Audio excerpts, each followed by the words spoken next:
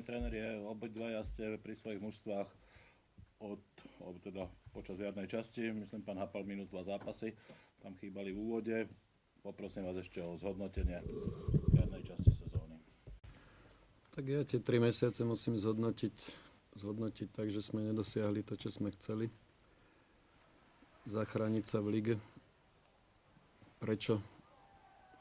Vieme, robí sa analýza, ale v podstate je to jasné.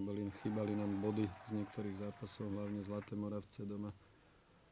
Možno v Bystrici, keď bol super o jedného hráča menej, využiť to. A s Dunajskou Stredou sme sa stále naháňali. Ja som to chcel stále až do posledného kola doniesť. Veril som tomu, že predbehneme Dunajskú Stredu, takže z tohto pohľadu sa nám to nepodarilo, čo nás všetkých mrzí spoločne.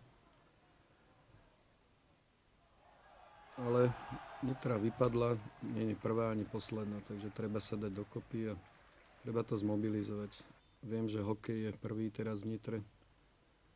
Sú tam hráči hviezdneho typu, ako je Štimpel, ale ľudia v Nitre si musia uvedomiť, že aj futbal patrí do Nitry.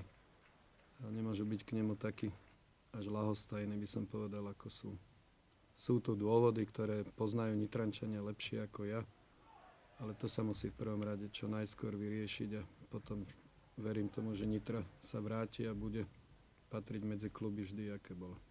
Nie, absolútne neľutujem, ja som to už vtedy povedal, že niekto musí trénovať aj tie mužstvá, ktoré sú dole. Samozrejme, že každý by sme chceli Žilinu, Slovan, Trnavu trénovať, ale aj tieto mužstvá musí niekto trénovať a je to aj v takej trénerskej praxi ďalšia skúsenosť pre mňa. Takže čo by som urobil možno skorej, že možno teraz, Moravce bol špecifický zápas, lebo tam keď bereme, že bolo to aj o psychike vzhľadom v Dunajskej Strede a Matúš Mikuš vtedy mal problémy s tým palcom, vydržal asi len 60 minút a proste stane sa taký zápas, ale čo by som možno urobil, že by som zmenil posty, ktoré práve tým, že keď som bol dlhšie 5., 6., 7. zápas, tak som videl, že dalo sa to ináč urobiť, možno špeciálne Kolbas, keď poviem, lebo nebol obránca.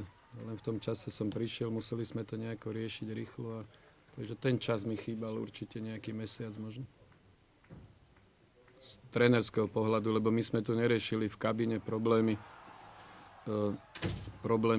vedenie, aké má. My sme trénovali, ten proces bol v poriadku, tam nejaké chýbajúce výplaty a tak ďalej, ktoré sa v januári, alebo keď som prišiel teda vo februári, tak sa niečo urobilo. Takže my po tej stránke sme mohli pracovať. Len už je otázka teda to, čo aj Palo hovoril, že niektorí hráči, aj špeciálne hovorím dnes, taký status ligového hráča, čo to znamená?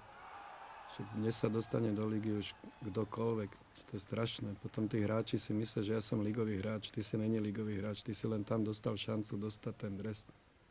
A tam kazíme aj mladých podľa toho. Zoberte si Košice. Košice majú ideálne vekové zloženie. Teraz sú tam aj mladí, ale sú tam aj starší hráči. Po tejto stránke ma to mrzí proste, lebo ja viem, že my, keď sme boli a tak ďalej, dobre, ale koľko som ja musel čakať, aby som sa dostal do zostavy. Som bol rád, že som na lavičke. Teraz si zoberete, že pomaly poď sem, Šuhajko, poď ideme do Nitry si zahrať, alebo neviem čo.